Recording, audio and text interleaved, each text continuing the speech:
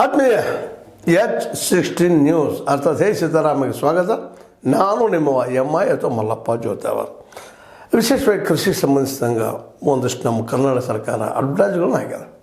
ನಾವು ಏನು ಮಾಡಿದ್ದೀವಿ ಮನೆ ಬಜೆಟ್ನಲ್ಲ, ನಮ್ಮ ಉದ್ದೇಶ ಏನದ, ನಾವು ರೈತರಿಗೆ ಎಷ್ಟು ಸಹಾಯ ಮಾಡ್ತಾಯಿದ್ದೀವಿ ಅನ್ನುವಂಥ ವಿಷಯಗಳ ಮೇಲೆ ಅವರೊಂದಿಷ್ಟು ಅಡ್ವರ್ಟೈಸ್ ಹಾಕಿದ್ದಾರೆ.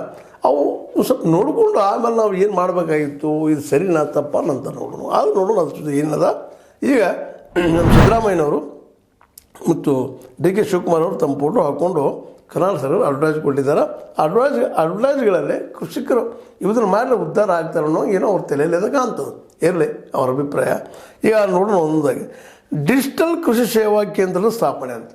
ಮೊದಲದಾಗೆ ಡಿಜಿಟಲ್ ಕೃಷಿ ಸೇವಾ ಕೇಂದ್ರ ಸ್ಥಾಪನೆ ಇದನ್ನು ಮಾಡ್ತಾಯಿದ್ದೀವಿ ಅಂತೇಳಿ. ಡಿಜಿಟಲ್ ಆಗಿ ಅಂದರೆ ಎಲ್ಲರಿಗೂ ಸಿಗುವಾಗ ಪ್ರತಿಯೊಬ್ಬರು ಮೂಡುತ್ತೈತೆ ಅನ್ನೋಂಥ ದೃಷ್ಟಿ ಇಟ್ಕೊಂಡು ಪ್ರಯತ್ನ ಮಾಡ್ತಾಯಿದ್ದಾರೆ. ಮಾಡಲಿ, ಅದರಿಂದ ಏನಾಗ್ಬೋದು, ಏನಾಗಲಿಕ್ಕಿಲ್ಲ, ಇನ್ನು ಸ್ಥಾಪನೆ ಮಾಡ್ತೀವಿ ಅಂತ ಹೇಳಿದಾರೆ, ಮಾಡ್ತಾರಂತ ತಿಳ್ಕೊಳ್ಳೋಣ ನಾವು. ಇನ್ನು ಎರಡನೇದಾಗೆ ತೊಗರಿ ಉತ್ಪಾದನೆಯಲ್ಲಿ ರಾಷ್ಟ್ರದಲ್ಲೇ ಮುಂಚೂಣಿ ರಾಜ್ಯವನ್ನಾಗಿಸಲು ಕ್ರಮ. ತೊಗರಿ ಉತ್ಪಾದನೆ ಮಾಡೋದು ನಾವು ಫಸ್ಟ್ ಆಗಬೇಕು. ಆ ದಿಶೆಯಲ್ಲಿ ನಾವು ಏನು ಮಾಡ್ಬೇಕಾಗೈತೆ, ದುಡ್ಡು ಏನು ಇಡಬೇಕಾಯ್ತು ಎಲ್ಲ ಕೊಟ್ಟಿವಿ, ಮಾಡ್ತೀವಿ ನಾವು ಅಂತ ಹೇಳಿದ್ದಾರೆ. ಮತ್ತು ನಿಜವಾಗ ತೊಗರಿ ಬೆಳೆಗೆ ಮಾರ್ಕೆಟ್ ಬೇಕಾಗ್ಯದ. ಜೊತೆಗೆ ತೊಗರಿ ಬೆಳೆ ರಾಷ್ಟ್ರದಲ್ಲೇ ಮುಂಚೂಣಿಗೆ ಬಂದಪ್ಪ ಅಂತಂದ್ರೆ ವಿಶೇಷವಾಗಿ ಅದರಿಂದ ರೈತರ ಲಾಭ ಆಗ್ತದೆ. ಅದರಲ್ಲೂ ಕಲ್ಯಾಣ ಕರ್ನಾಟಕ ಅಂದರೆ ಕಲಬುರಗಿ ಸುತ್ತಮುತ್ತ ಜಿಲ್ಲೆಗಳಿಗೆ ಹೆಚ್ಚು ಹೆಲ್ಪ್ ಆಗ್ತದೆ ತೊಗರಿ ಬೆಳೆಯೋದ್ರಿಂದ ಅಂತೇಳಿ. ಇದು ಅಡ್ಡಿ ಇಲ್ಲ.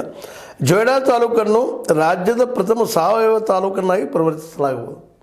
ಜೊಯ್ಡಾ ತಾಲೂಕು ವಿಶೇಷವಾಗಿ ಇದು ಮಲೆನಾಡು ಏರಿಯಾ ಇರೋದ್ರಿಂದ ಸಹಜವಾಗಿ ಸಾವಯವ ಕೃಷಿ ಮಾಡಲಿಕ್ಕೆ ಸಾಧ್ಯತೆ. ನೀರಿನ ಪ್ರಾಬ್ಲಮ್ ಇಲ್ಲಲ್ಲೇ. ಹೀಗಾಗಿ ಈ ಒಂದು ಅರಣ್ಯ ಮತ್ತು ಕೃಷಿ ಭೂಮಿ ಮಧ್ಯದಲ್ಲಿ ಬರುತ್ತಿರುವುದರಿಂದಾಗಿ ಮಲೆನಾಡು ಇರುವುದರಿಂದಾಗಿ ಅಲ್ಲಿ ಸಾವಯವ ಕೃಷಿ ಮಾಡೋದಕ್ಕೆ ಸ್ವಲ್ಪ ಅವಕಾಶಗಳು ಇರ್ತದೋ ಅದು ಒಂದು ರೀತಿ ಹೌದಪ್ಪ, ಅಡ್ಡಿ ಇಲ್ಲ ಅನ್ನೋಂಗದ. ಇನ್ನು ರೈತ ಸಮೃದ್ಧಿ ಯೋಜನೆ ಅಡಿ ಸಮಗ್ರ ಕೃಷಿ ಪದ್ಧತಿ ಮಾದರಿ ಕ್ಷೇತ್ರಗಳನ್ನು ಅಭಿವೃದ್ಧಿಪಡಿಸಲಾಗ್ಬೋದು.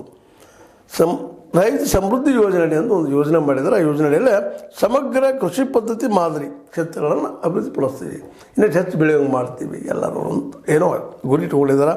ಆಗಲದು ಮಳೆಯಾಶ್ರಿತ ಪ್ರದೇಶದಲ್ಲಿ ಬೆಳೆಯುವ ಬೆಳೆಗಳ ಉತ್ಪಾದನೆ ಹೆಚ್ಚಿಸಲು ಕೃಷಿ ಭಾಗ್ಯ ಯೋಜನೆ ಮುಂದುವರಿಕೆ.